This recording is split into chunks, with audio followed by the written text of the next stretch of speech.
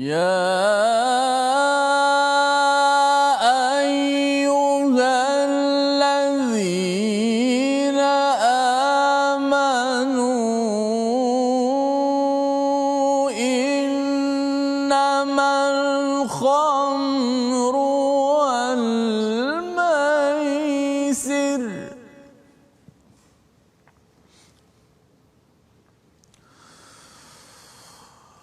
إنما الخمر والميسر والأنصاب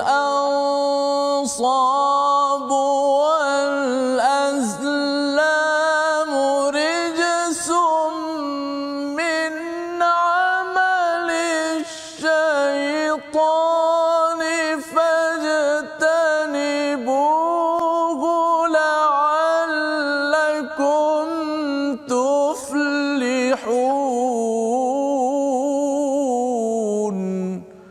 صدق الله العظيم. Assalamualaikum warahmatullahi wabarakatuh. Alhamdulillah wassalatu wassalamu ala Rasulillah wa ala alihi wa man wala syada la ilaha illallah syadana Muhammadan abduhu wa rasuluh. Allahumma salli ala sayidina Muhammad wa ala alihi wa sahbihi ajma'in. Amma ba'du. Apa khabar tuan-tuan dan puan yang dirahmati Allah sekalian? Kita bersyukur pada Allah Subhanahu wa taala pada hari yang berbahagia. Pada hari ini kita dapat bertemu dalam My Quran Time, baca, faham, amal. Kita sama-sama ingin mencari titik cahaya daripada Allah Subhanahu wa taala, dan pada hari ini kita dalam halaman 123 surah Al-Maidah daripada ayat 90 hingga 95, dan kita bersama dengan Ustaz Tirmizi Ali. Apa khabar Ustaz? Alhamdulillah. Alhamdulillah Ustaz ya. Kita ceria hari ini bersama dengan Ustaz Tirmizi. Tuan-tuan yang berada di rumah, adik-adik yang berada di rumah, jom kita sama-sama ya, kita share di Facebook apakah yang ada pada hari ini. Kita akan melihat lebih luas lagi cahaya daripada Allah Subhanahu Wa Taala yang pastinya ia adalah satu hadiah hidayah yang amat berharga untuk kita, bukan sekadar untuk orang Islam, itu sudah pasti, tetapi juga kepada seluruh manusia. Jadi kita share dan kita mulakan majlis kita pada hari ini dengan doa ringkas kita. Subhanakala ilmalana illa ma 'allamtana innaka antal alimul hakim. Rabbi zidni ilma. Mari sama-sama kita membaca Ummul Quran Al-Fatihah dipimpin oleh Ustaz Tirmizi. أعوذ بالله من الشيطان الرجيم. بسم الله الرحمن الرحيم. الحمد لله رب العالمين. الرحمن الرحيم. مالك يوم الدين. إياك نعبد وإياك نستعين. اهدنا الصراط المستقيم. صراط الذين أنعمت عليهم غير المغضوب عليهم ولا الضالين.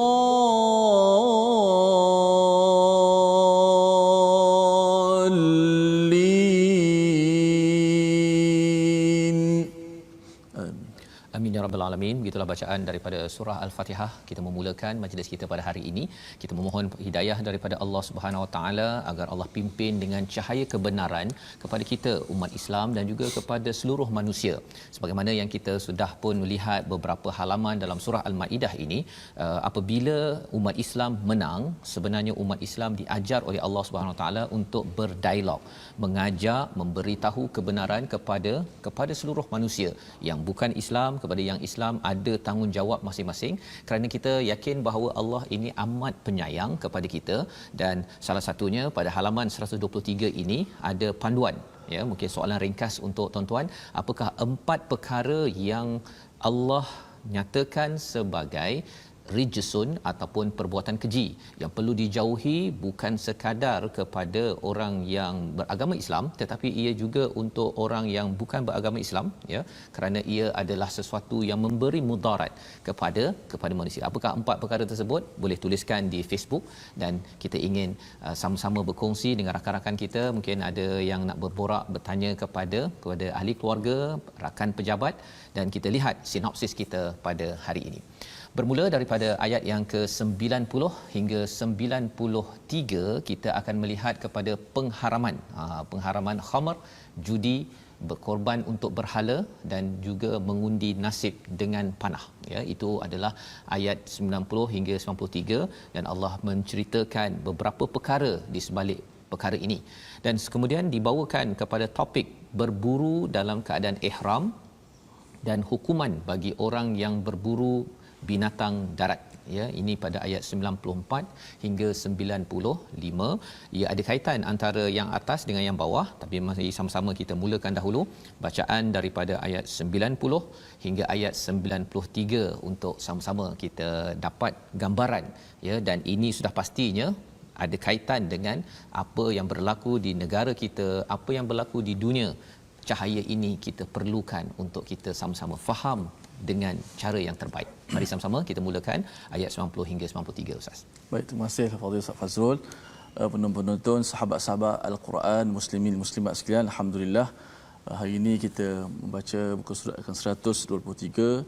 Insya-Allah kita akan bacakan ayat 90 hingga 93. Besar tentang ayat ini, kita kena ambil pengajaran besar di sebalik ayat-ayat Allah Subhanahu Wa Taala, yang mana sebelum ni kalau kita baca ayat sebelum ni tentang mengharamkan yang halal.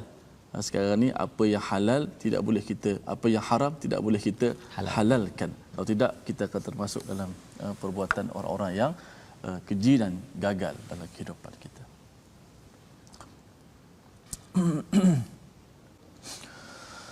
A'udzu billahi minasy syaithanir rajim. Ya ayyuhalladzina amanu innamal khamru wal maisir الخمر والميسر والأنصاب والأزلام رجس من عمل الشيطان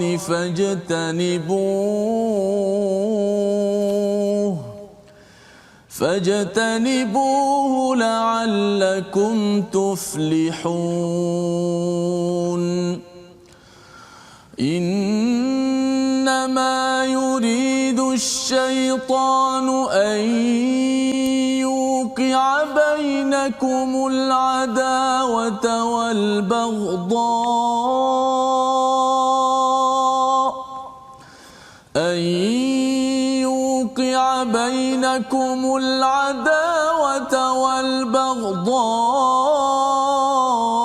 في الخمر والميسر ويصدكم عن ذكر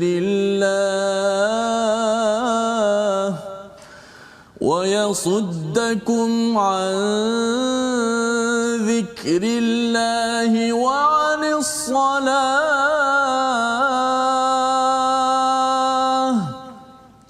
فهل أنتم منتهون. وأطيعوا الله وأطيعوا الرسول واحذروا فإن توليتم فاعلموا أنما على رسولنا البلاغ المبين. ليس على الذين آمنوا وعملوا الصالحات جناح فيما طعموا إذا ما اتقوا وآمنوا وعملوا وعملوا الصالحات ثم اتقوا وآمنوا ثم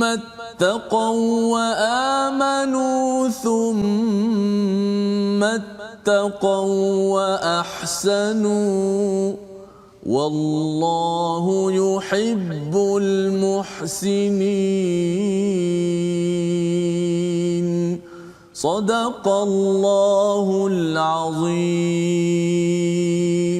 Surah Al-Azim, gitulah bacaan daripada ayat 90 hingga 93. Sambungan daripada hari semalam kita berbincang tentang berkaitan dengan, kalau di atas pada ayat 83 semalam berkaitan dengan keimanan, ya, keimanan orang-orang yang Nasrani, ya, dan Allah ingatkan tentang mereka ada di kalangan mereka yang menyerah kepada kebenaran, dan kemudian kita bercakap tentang jangan mengharamkan perkara yang baik, jangan mengharamkan perkara yang halal. Jadi pada hari ini Allah membawakan penekanan kepada 4 perkara yang diharamkan, iaitu wahai orang-orang yang beriman, sesungguhnya, ayat 90 itu 4 perkara. Yang pertama al-khamr, yang kedua al-maisir, yang ketiga al-ansab, dan yang keempat adalah al-azlam, rijsun min amali syaitan. Ini adalah perkara keji daripada amalan ataupun habit, dalam bahasa Inggerisnya tabiat syaitan. Ya, jadi rupa-rupanya syaitan memang merancang untuk manusia ini melakukan 4 perkara ini. Kerana apa? Kerana apabila kita ataupun manusia ini boleh buat perkara ini, maksudnya manusia menghalalkan perkara yang haram, maka kesannya ialah manusia itu kalau jauhi fajtanibu la'allakum tuflihun. Jika buat 4 perkara ini, maka ia menjadi seorang yang gagal. Kalau dalam sebuah keluarga ada yang buat 4 perkara ini, gagal. Kalau sebuah negeri negara, kalau buat salah satu ataupun 4 perkara ini, negara itu gagal. Jadi ini penekanan. Apakah yang pertama? Al-khamru. Al-khamru itu bermaksud sesuatu minuman yang memabukkan. Dan ini adalah satu perkara yang jelas di dalam kalau kita ikut kepada Confederation of Malaysian Brewers, di Malaysia ini ada 3.5 juta daripada seluruh penduduk Malaysia ini yang minum, ya, sama ada toddy, minum arak ataupun samsu ataupun tuak. Jadi lebih kurang 10 ataupun 11%. Kita membayangkan sebenarnya setiap 10 orang ada seorang yang minum arak. Dan kesannya apa? Kesannya al-khamr itu ada kaitan dengan khamr, menutup kepada akal manusia, menyebabkan tidak dapat berfikir dengan bagus, memandu yang boleh melanggar kepada anak pak cik Chong, ataupun mungkin juga dia boleh melanggar anak pak cik Mutu, ataupun dia boleh menghentam kereta ataupun rumah Puan Aminah. Pasal apa? Pasal ia menutup. Khamr itu ada kaitan dengan khamr pada wanita. Maksudnya wanita kalau pakai tudung itu digelar sebagai khumrun. Jadi al-khamru ini adalah minuman yang menyebabkan seseorang itu hilang akalnya ataupun tertutup akalnya. Jadi itu yang pertama. Yang kedua ialah apa? Al-maisir. Allah menyatakan bahawa orang beriman sesungguhnya, maksudnya ini penegasan, al-maisir itu maksudnya perjudian. Apabila ada perjudian ini, kalau kita bercakap tentang arak tadi itu, dia ada kaitan dengan mengacau hubungan sosial. Judi mungkin bagi sesetengah dia merasakan bahawa dia main tikam waktu kecil-kecil, ya, tikam, ataupun dia pergi ke supermarket, ada yang bayar 50 sen cari dapat patung ustaz, ya, tapi tak dapat pun, ya. Sebenarnya itu adalah slot machine untuk judi. Tetapi lebih daripada itu, untuk anak-anak satu, tetapi untuk ayah-ayah, ya, sanggup untuk sampai ke tempat-tempat yang tinggi hanya untuk melakukan perkara keji, rijsun min amali syaitan. Ini dinamakan judi. Perkara kedua. Dan kesannya apa? Ia akan, walaupun dia rasa macam nanti saya dapat menang, saya dapat duit, tetapi duit itu tidak barakah, dan ia menimbulkan kesan yang kita akan belajar selepas ayat ini. Yang ketiga adalah ansab, apa-apa sahaja yang dikaitkan dengan berhala, disembahkan pada berhala ataupun berhala itu sendiri. Dan yang keempat adalah azlam, mengundi nasib. Kalau zaman Nabi dahulu, jahiliah, tetapi dia ada kaitan dengan menentukan tentang nasib sendiri, maksudnya zaman sekarang ini kalau kita bercakap tentang azlam ini, mungkin dia melihat zodiak, horoskop ya, kalau saya lahir bulan Januari, oh saya sifatnya begini, ataupun kalau saya pakai baju warna biru hari ini, nanti projek dia cuba untuk membayangkan sesuatu ke depan walaupun perkara itu tidak ada asas, malah ada yang lebih-lebih lagi, dia kata cara tulisan dan apa sebagainya ini ada kaitan dengan ada ong tak ada ong ya, ada tuah tak ada tuah, itu namanya azlam. Maka Allah mengingatkan perkara ini, fajtanibu ya la'allakum tuflihun. Pada ayat yang ke-91, innama yuridu syaitan, apakah yang berlaku bila empat perkara ini Allah beritahu ya. Kalau kita maklum pengharaman arak ini sebenarnya melalui fasa awalnya dalam awal surah Al-Baqarah itu bercerita tentang arak itu berdosa. Di Allah mendidik dahulu. Kemudian seterusnya jauhi ketika nak semayang Ustaz ya. Agar jangan waktu semayang itu dekat-dekat nak semayang ambil arak. Tetapi bila sampai ayat ini adalah ayat pengharaman. Kalau waktu itu pada waktu itu ada seorang Osman bin Maz'un, dia memang orang yang baik, bila dengar saja arahan ini terus dia berhenti minum arak, dan Saidina Umar pun kata dia terus berhenti ya, melimpah air arak di Madinah itu, mereka dapat arahan ini terus mereka berhenti. Bagaimana ini boleh berlaku, padahal kalau dalam tafsir Hamka beliau menyatakan tentang usaha di US. Di US mereka berbelanja berjuta-juta USD untuk apa? Mendidik masyarakatnya melihat kepada bahaya arak. Kemudian dinyatakan tentang buat undang-undang untuk mengharamkan arak. Tetapi apa yang berlaku di US, di Amerika, perkara itu gagal. Bertahun-tahun, berjuta-juta tetapi gagal. Tetapi bila kita melihat pada 1400 tahun yang lepas, umat Arab di sana, mereka ni memang suka sangat dengan arak Ustaz ya. Arak adalah lambang kemewahan. Pasal nak dapat anggur bukan senang. Kemudian nak diperamnya ataupun kurma yang diperamkan dah lama, jadi itu adalah satu komoditi, satu sumber ekonomi yang bagi taikun pada waktu zaman jahiliah itu, mereka memang tak puas hati disebabkan perkara ini. Tetapi apa yang berlaku bila turun ayat ini, mereka okey. Tetapi zaman sekarang Ustaz ya, kalau di US itu mereka tak suka. Dan kalau kita bercakap tentang di mana-mana negara, termasuklah di negara ini, ada pihak yang sebenarnya di sebalik empat amalan syaitan ini ada ahli bisnes dia. Dan ahli bisnes ini yang sebenarnya mereka tak puas hati kalau arak itu diharamkan, ataupun judi diharamkan, ataupun ansab diharamkan, ataupun azlam. Ya, pasal apa? Slot machine banyak nak diborong ya, itu adalah peluang untuk buat bisnes. Jadi apakah beza zaman Nabi berjaya, di US cuba untuk mengharamkan arak tidak berjaya? Mari kita tengok dahulu ayat yang ke-91 ini. Syaitan an yuqi'a bainakumul adawata wal baghdha fil khamr wal maisir.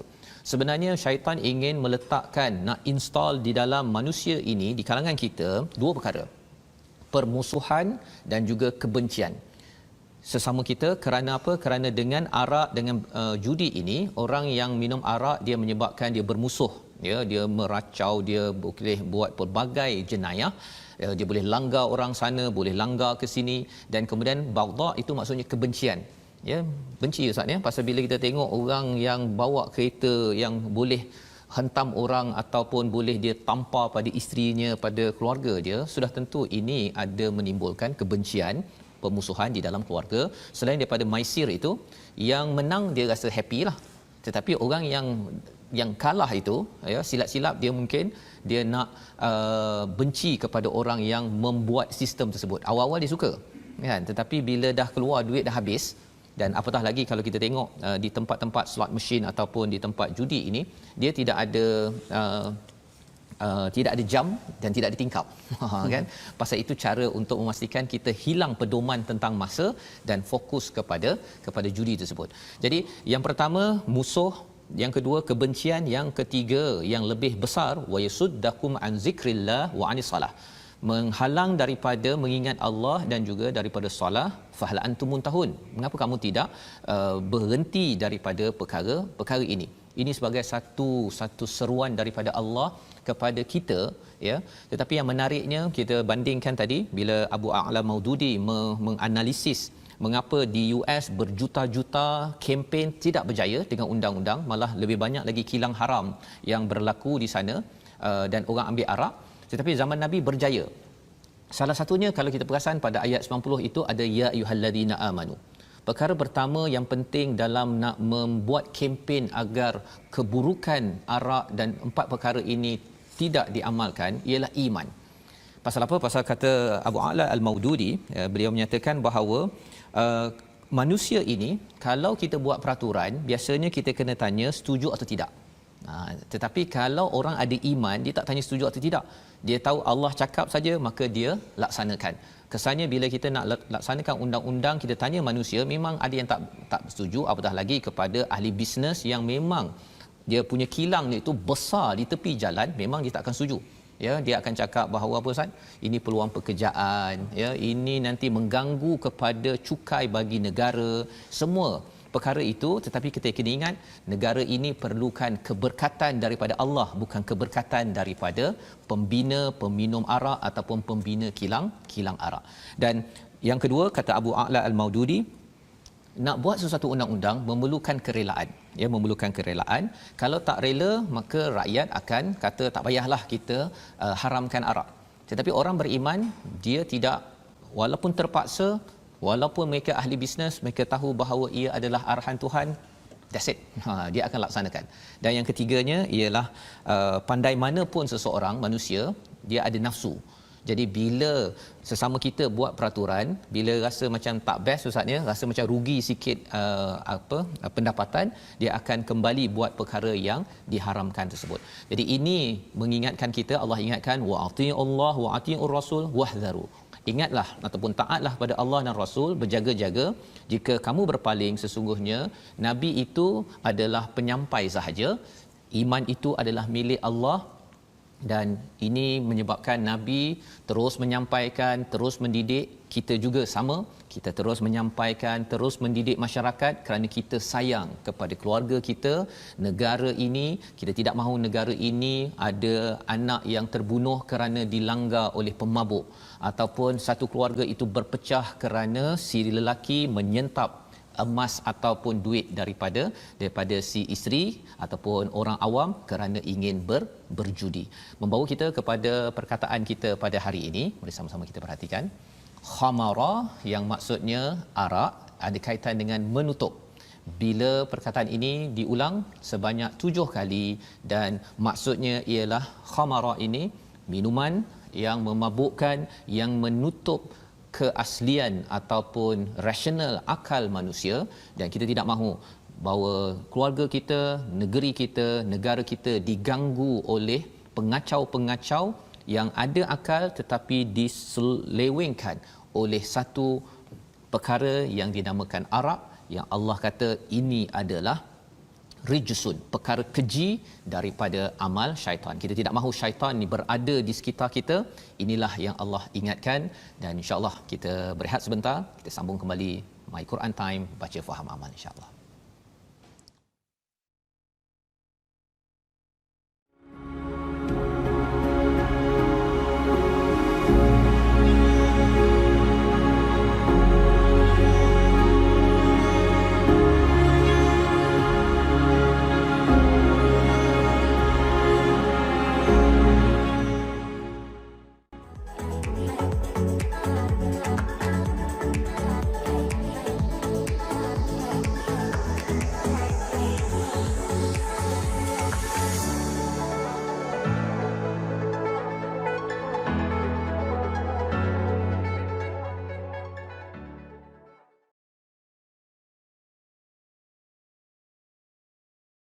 Di antara perbezaan antara manusia dan binatang ialah pada akalnya. Kita dianugerahkan akal daripada Allah Subhanahu Wa Taala untuk sama-sama kita amanah untuk menjaganya. So janganlah kita menghilangkan akal kita, janganlah kita menutup akal kita dengan melakukan perkara-perkara yang keji sebagaimana yang telah disebutkan tadi. Alhamdulillah, terima kasih kepada semua yang sentiasa setia istiqamah dalam My Quran Time. Kita dah dengar pencerahan demi pencerahan yang mana arak itu bukanlah sahaja haram kepada peminumnya, tetapi banyak lagi kesalahan-kesalahan yang melibatkan arak yang perlu kita jauhi sebagaimana yang disebutkan dalam hadis Nabi sallallahu alaihi wasallam. Baik tuan-tuan, kita nak ambil sikit masa untuk tajwid. Kita dah belajar keseluruhan berkenaan dengan sifat qalqalah, pantulan huruf. Sifat qalqalah, apa itu qalqalah, apa huruf qalqalah? Ada 7 qutbu jadin, ada 5 huruf.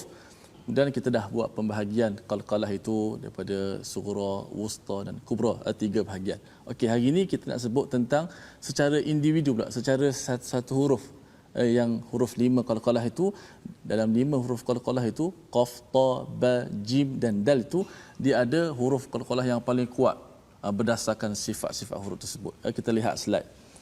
Kategori huruf qalqalah. Okey. Dalam huruf qalqalah ada 5 itu, huruf ta adalah huruf qalqalah yang paling kuat. Kerana apa? Kerana dia terdapat sifat itba dan isti'la. Dia tebal, ta. So bunyinya dia mengatasi daripada huruf-huruf yang lain lah.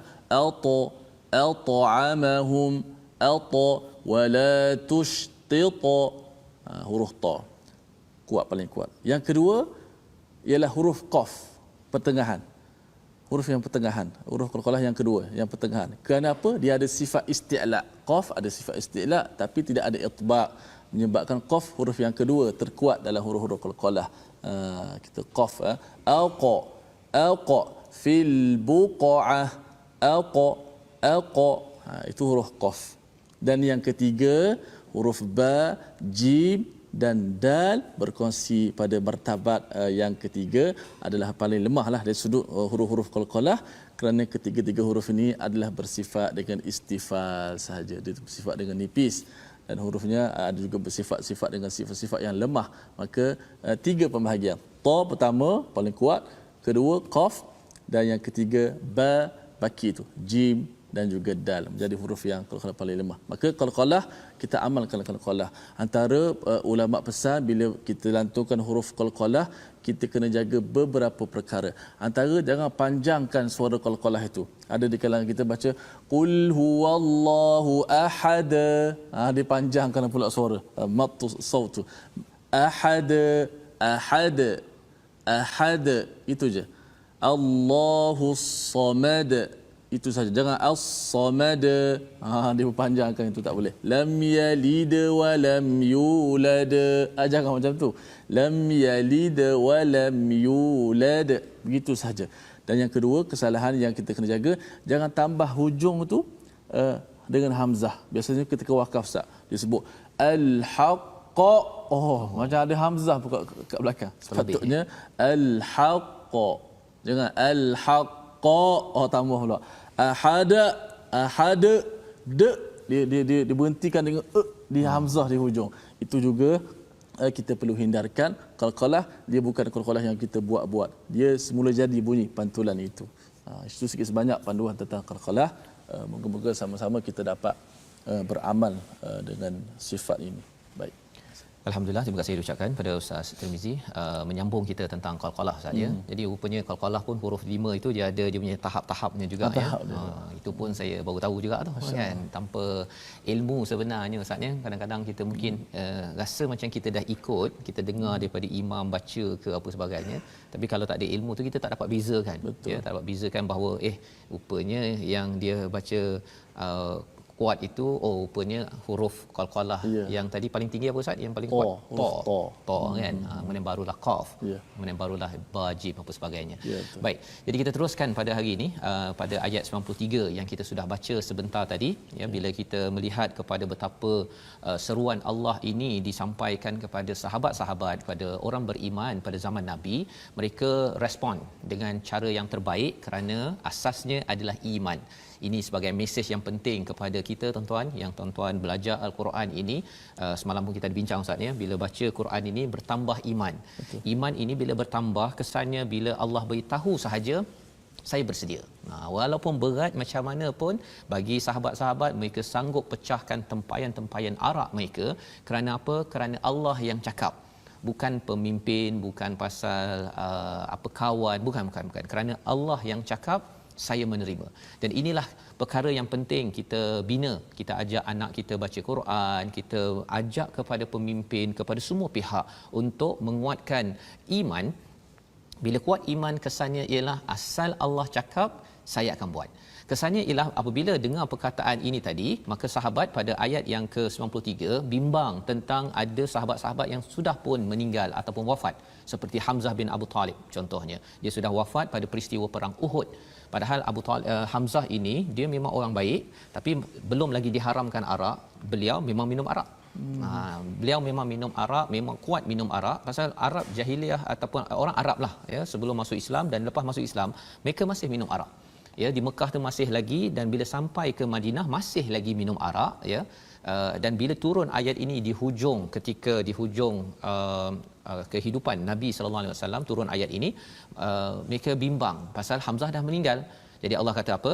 Laisa 'alal ladzina amanu, tidak menjadi berdosa bagi orang beriman dan melakukan kebaikan tentang apa yang mereka makan ataupun minum pada masa yang lepas. Ya, syaratnya mereka bertakwa, buat apa yang telah diperintahkan. Cuma mungkin tadi ada arak, ada judi ke apa sebagainya, kalau katakan belum diharamkan lagi, dia dah terlepas perkara itu. Dan Allah memberitahu kepada kita satu formula penting ya, iaitu apa? Idza mattaqaw wa amanu wa amilus solihat thumma taqaw wa amanu thumma taqaw wa ahsanu. Ada 3 peringkat sebenarnya di dalam ayat ini berkaitan dengan keimanan kita, berkaitan dengan mula-mula kita ni Islam. Bila kita ini beriman, beramal soleh, itu Islam. Tapi bila kita bertakwa, ya, mula-mula kita iman, lepas tu diikuti dengan takwa.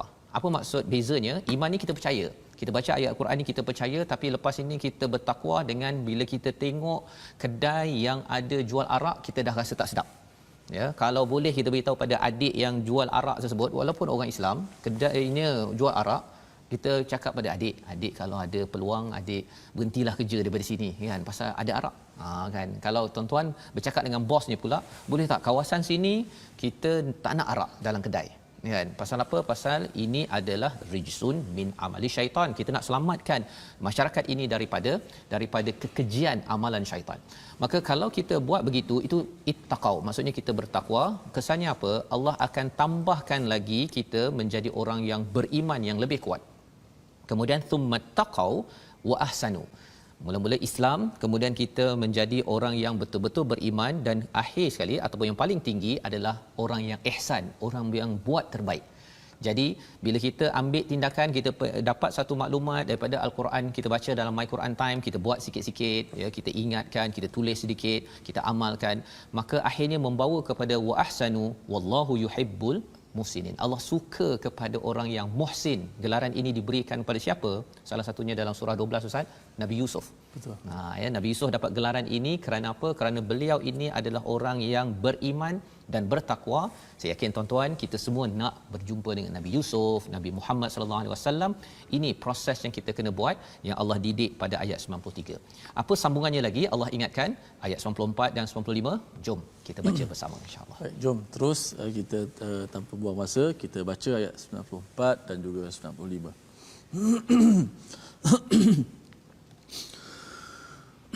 أعوذ بالله من الشيطان الرجيم يا أيها الذين آمنوا ليبلونكم الله بشيء من الصيد ليبلونكم الله بشيء من الصيد تناله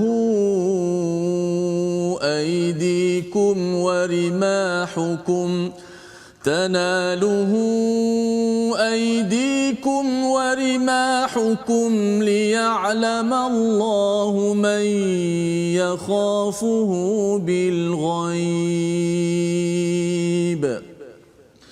فمن اعتدى بعد ذلك فله عذاب أليم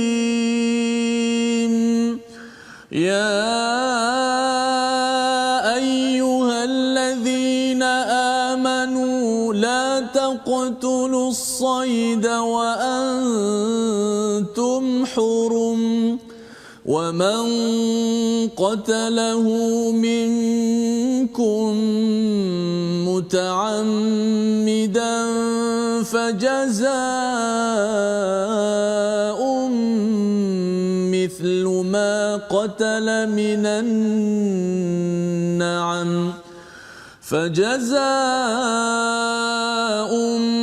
مثل ما قتل من النعم يحكم به ذوى عدل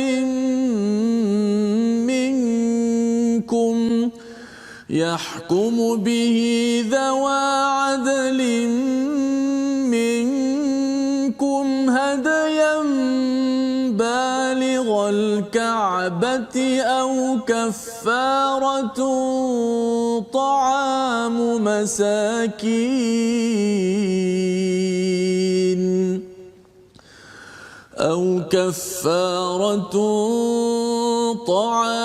مساكين أو عدل ذلك صياما ليذوق وبال أمره عفى الله عما سلف ومن عاد فينتقم الله منه والله عزيز ذو انتقام. صدق الله. Surah Al-Azim. Ini adalah daripada ayat 94-95. Amat menarik kita melihat pada halaman 123 ini Ustaz, ada 3 kali ya ayyuhallazina amanu, ya, wahai orang-orang yang beriman, pada ayat 90, ayat 94 dan ayat yang ke-95. Ya, jadi nak menceritakan bahawa sebenarnya iman ini amat penting dalam sebuah negara, ya. Kita lihat sebentar tadi, bila orang-orang diajak kepada iman, ya, kesannya apa? Kesannya ialah dia akan membina keharmonian sosial, keharmonian masyarakat, negeri, negara. Itu yang kita dah belajar. Kali ini bukan sekadar negara Ustaz, ya, bukan sekadar benda manusia, pada binatang pun jadi aman damai, ya. Mari kita tengok ayat 94. Wahai orang-orang yang beriman, Allah pasti akan mengujimu dengan haiwan buruan yang dengan mudah kamu peroleh melalui tangan dan lembingmu, agar Allah mengetahui siapa yang takut kepadanya meskipun dia tidak melihatnya. Barang siapa melampaui batas setelah itu, maka dia akan mendapat azab yang pedih. Jadi di dalam ayat ini sebenarnya asbabun nuzul, ketika sahabat daripada Madinah pergi ke Mekah, balik kampunglah Ustaz, ya, peristiwa nak kerjakan umrah dan haj tapi ditahan. Berlakulah mereka ditahan di Hudaibiyah, masih pakai ihram lagi. Jadi pada waktu ini apakah seruan untuk mereka? Mereka diuji, iaitu jangan mereka ini memburu binatang. Dah lapar ni Ustaz, ya, dah kena tahan. Nabi nak negotiate, nak berunding untuk sama ada nak masuk ke, nak patah balik ke. Berlakulah perjanjian Hudaibiyah. Jadi sahabat menunggu. Pada waktu itu apa yang berlaku ialah binatang-binatang Ustaz, ya, dia jadi tanaluhu aidikum, datang kat tepi-tepi mereka je, mereka boleh pegang-pegang je Ustaz. Itu memang Allah uji betul, ya. Warima hukum liya'lamallah, ya, iaitu lembing-lembing mudah sahaja untuk pergi bunuh sahaja, pasal mereka bukan ada RNR, ya. Jadi bila dah lapar, bila tengok pula binatang-binatang tu dah dekat itu, waktu itu memang Allah nyatakan ini sebagai satu ujian jangka masa pendek. Ya, kalau tadi ujian jangka masa panjang iaitu tidak boleh ambil khamar, tidak boleh ambil judi, tidak boleh ambil berhala ataupun azlam. Itu memang sampai bila-bila. Tetapi jangka masa pendek ini ialah tidak boleh memburu, ya, walaupun binatang dah ada dah sekitar mereka. Agar liya'lamallahu man yakhafuhu bil ghaib. Maksudnya ialah untuk Allah mengetahui siapakah yang takut padanya walaupun dalam keadaan tidak dilihat orang. Ini ujian kepada para sahabat. Dan juga kalau kita pergi ke Mekah pun Ustaz, ya, tidak boleh kita berburu kan waktu ihram. Maka famani'tada ba'da dzalika falahu adzabun alim. Siapa yang melampau ataupun yang melampaui batas selepas itu, maksudnya dia akan mendapat azab yang amat pedih. Jadi benda ini serius. Dan mengapa kalau kita lihat balik, mengapa pula tak boleh memburu, ya? Poin salah satunya apa? Ini adalah seruan daripada Allah. Orang beriman dia sanggup sahaja Allah cakap apa saja ikut. Itu poin yang penting ya. Mungkin kita cakap mengapa kalau tak ada kaitan pun haiwan memang untuk diburu, untuk disembelih halal contohnya kan. Tapi bukan ianya kerana halal tak halal. Tapi kali ini sampai sanggup untuk mengikut arahan Allah SWT. Maka pada ayat 95 Allah menyatakan sekali lagi, siapa wahai orang beriman, siapa yang membunuh haiwan buruan ya sedangkan kamu berihram, maka dia dan dia sengaja muta'ammidan fajazaa'um mithlu ma qatala minan na'am, iaitu dia kena denda, iaitu kena bagi balik harga seperti binatang ternakan, harta binatang ternakan, lembu ke unta ke, ikut harga yang binatang buruan tadi tu ya. Harga tu siapa nak tentukan? Dua orang yang adil dan dikorbankan ya, ataupun memberi makan pada orang miskin, ataupun berpuasa. Berpuasa pun ikut pada kadar yang ditentukan. Ini kita boleh belajar daripada ulama fiqh, ada ketentuan yang lebih mendalam. Dan afallahu amma salaf, maksudnya Allah mengampunkan apa yang dah tersilap tadi, tapi siapa yang buat balik, contohnya lah tahun depannya dia pergi, dia bunuh balik, dia kata tak apa, saya bayar kafarah tersebut, Allah kata fayantaqimullahu min, ya, Allah kata ia akan dibalas Allah terhadapnya, maksudnya berdosa, tidak boleh main-main. Wallahu azizun zuntiqam, ya, sesungguhnya Allah itu maha perkasa, memiliki kekuasaan. Allah boleh bagi apa sahaja peraturan, tapi bagi orang beriman dia okey ya. Dia okey kerana apa? Kerana dia tahu bahawa ada banyak manfaat hikmah daripada apa yang Allah berikan. Jadi di sini membawa kita kepada situasi keseluruhan halaman 123 ini. Mari sama-sama kita perhatikan. Di atas kiri sana itu kita bercakap tentang salah satu daripada perkara yang digelar sebagai rijsun min amali syaitan, ialah tenung nasib ataupun minum arak. Inilah perkara yang kita tidak mahu berlaku di negara kita ini. Kita doakan ya agar kita sama-sama berdoa dan memimpin dengan panduan halaman 123, kerana ia akan menimbulkan permusuhan, kebencian di gambar kanan atas itu. Dan kalau kita tengok hujan bagi orang beriman, walaupun ada binatang yang boleh dia berburu di sekeliling dia, masih lagi kerana iman saya ikut cakap, dan kalau tak ikut cakap kena beri salah satu kafarahnya selain daripada harga binatang ternakan, juga memberi makan kepada orang yang miskin. Jadi ini adalah pelajaran kita, ayat ataupun halaman 123 membawa kepada resolusi kita pada hari ini, iaitu yang pertama, kita perjuangkan agar amalan syaitan yang keji, ada 4 perkara yang kita dah belajar, kita dapat dimusnahkan. Ya, kita tidak mahu, kita doakan dalam kita membaca al-Quran ini, kita menuju kepada perkara tersebut. Yang kedua, tingkatkan takwa untuk melenyapkan kesilapan lalu. Kalau kita ingin kita banyak kesilapan, takwalah cara untuk kita diampunkan Allah. Dan yang ketiganya, sedia menerima perintah untuk jangka masa pendek, itu yang disampaikan pada ayat 94, dan jangka masa panjang sebagaimana disampaikan pada ayat 90. Kerana apa? Kerana kita dididik dengan iman daripada al-Quran, daripada tauhid kepada Allah Subhanahu Wa Taala. Jadi kita sama-sama kita berdoa, kita ingin bina negara, negeri, keluarga kita dengan iman, agar iman ini mensejahterakan, mengamankan seluruhnya. Silakan Ustaz. Bismillahirrahmanirrahim. Alhamdulillahi Rabbil Alamin. Wassalatu wassalamu ala ashrafil anbiya'i wal mursalin. وعلى آله وصحبه أجمعين. اللهم إنا نسألك فعل الخيرات وترك المنكرات وحب المساكين. Ya Allah, ya Tuhan kami, kurnialah kekuatan kepada kami untuk sentiasa melakukan kebaikan, ya Allah.